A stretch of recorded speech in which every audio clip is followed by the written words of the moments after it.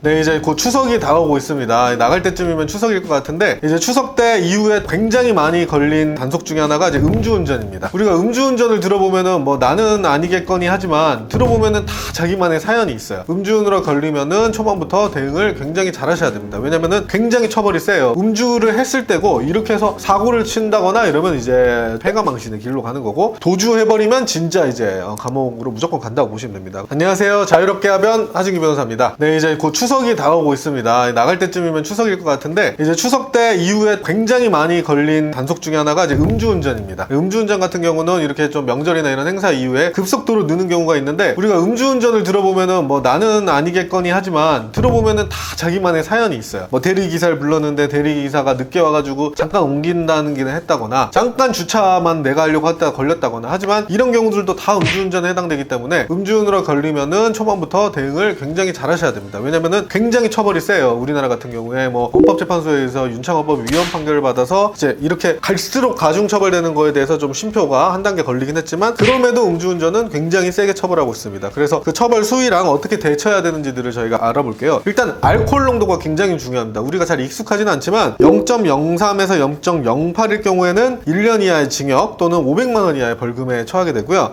0.08에서 0.2 미만이면 1년 이상 2년 이하의 징역 또는 500만 원에서 1천만 원 이하의 벌금이 나옵니다. 마지막으로 0.2 이상은 2년 이상의 징역 또는 5년 이하의 징역이에요. 굉장히 세죠. 그리고 1천만 원에서 2천만 원 이하의 벌금이 나옵니다. 이건 그냥 음주를 했을 때고, 이렇게 해서 사고를 친다거나 이러면 이제 폐가망신의 길로 가는 거고, 도주해버리면 진짜 이제 감옥으로 무조건 간다고 보시면 됩니다. 그래서 초범인 경우에는 이제 0.03인 부분에서는 정말 초반부터 대처를 잘하면 기소유예가 나오는 경우들도 꽤 있습니다. 이거는 음주운전 거리가 짧다거나 또 뭐 대리를 불렀는데 기다리는 와중에 좀 이렇게 했다거나 이런 사정들, 그리고 또 앞으로는 음주를 안 하겠다는 여러 양형 자료들이 뒷받침이 돼야 돼요. 그럴 경우에는 초반부터 준비를 잘 하면은 기소유예가 나올 수도 있지만, 보통 초반부터 그렇게 하는 경우가 많지 않기 때문에 벌금이 많이 나와요. 저희가 최근에 음주 3회차인데 벌금 500 나온 경우가 있었어요. 그거는 정말 검사 인사 시즌과 맞물려서 검사가 빨리 내리고 사건을 털고 가는 아주 예외적인 경우고, 3회차에 보통 1000만 원대 벌금이 많이 나옵니다. 그럼 어느 정도 해야 0.03인지 이게 잘 안 와닿는데, 성인 남자의 경우에는 소주 2잔부터는 음주 단속 걸린다고 보시면 돼요. 성인 여성 같은 경우는 소주 한 잔이에요. 그래서 소주를 그냥 한 잔 마시면 대리 부르는 게 정석이다. 아슬아슬하니까 인생 너무 이렇게 위험하게 살 필요 없잖아요. 어쨌든 이 술에 입을 대는 순간 음주에 걸릴 가능성이 높다, 이렇게 생각하시는 게 편합니다. 음주 단속에 걸리면은 일단은 응하시는 게 좋고요. 거기서 도망가 버린다 이러면은 음주 측정 불응죄가 돼서 도교법 제 148조 2항에 따라서 1년 이상 5년 이하 징역이나 500만 원 이상 2천만 원 이하의 벌금에 처하게 됩니다. 그래서 내 치수가 아직 잘 모르는데 이거는 0.2 이상으로 전제로 깔고 가버리는 거예요. 그래서 음주 측정 불응을 하는 경우는 중한 처벌이 될 가능성이 높기 때문에 이 기왕이면은 응하시는 게 좋다. 또 이제 경우에 따라서 혈액 검사하겠다고 이렇게 하시는 분들이 있는데, 이렇게 튀는 거 좋지 않아요. 혈액 검사하면은 보통은 더 높게 나옵니다. 그래서 혈액 검사로 시간을 버시는 것보다는 호흡기 검사로 하고, 그때부터 좀 변호사의 도움을 받으시는 게 좋다, 이렇게 말씀을 드리고요. 감형을 받으려면은 음주의 경위 및 거리에 대해서 좀 설명이 돼야 되고, 또 음주운전 치료기관에 대해서 내가 얼마나 그런 교육 자료도 필요하고, 운전이 내가 얼마나 삶의 필수 불가결한 것인가, 이런 것들을 좀 밝혀야 면허 취소나 이런 행정처분에도 유리하고 형사처벌에도 또 유리하게 됩니다. 양형 자료도 굉장히 중요한데, 반성문 같은 경우에 내가 잘못을 인정하는 내용이 있어야 되고, 다시는 음주운전하지 않겠다는 의지, 그리고 운전을 하게 된 경위 같은 것들도 꼼꼼히 들어가야 되고요. 뭐 예를 들어 대리기사를 부르기는 불렀다고 하면 통화 내역 등을 보여줘야 되고, 거리가 짧았다고 하면 그 거리가 짧았다 이렇게 보여줘야 되고, 내가 당시에 운전을 좀 할 수밖에 없었던 그런 피치 못할 사정 등이 다 들어가야 됩니다. 또 다시는 음주운전하지 않겠다는 금주 자료가 필요하고요. 저희가 만약에 보통 3회차 정도 되면은 교도소 담벼락을 걷고 있는 것이기 때문에 가냐마냐에 달려있기 때문에 자동차를 파는 것도 권유드립니다. 그래서 아예 내가 이제 음주를 안 하겠다는 이 배수의 진을 치셔야 되고, 또 주변 인물들의 탄원서, 가족들이나 또 결혼하셨다면 와이프, 아니면 이제 뭐 부모님이나 이렇게 내가 음주운전을 안 하겠다는 거를 감시해줄 사람들의 탄원서도 굉장히 도움이 됩니다. 그래서 두 번째가 넘어갔다면은 이제 할 수 있는 건 다 하셔야 돼요. 음주운전 같은 경우에는 대응을 포기하시는 분들이 많은데, 또 경찰이 이거 대충 뭐 벌금 나올 거예요 이렇게 말은 하는 경우가 많은데요. 그래놓고 경찰은 기소 의견으로 검찰로 옮깁니다. 그래서 수사관이 대충 이거 하면 됩니다 라는 발언은 굉장히 조심하시는 게 좋아요. 그래서 초반부터 단순히 안 하겠다 이렇게 하는 것만으로는 부족하다. 그리고 검사나 판사가 봤을 때도 이 사람이 반성문 한 장 띵 내고 마는 거랑 양형자료 철저히 준비하고 반성문도 많이 쓰고 돈도 써서 변호사한테 뭐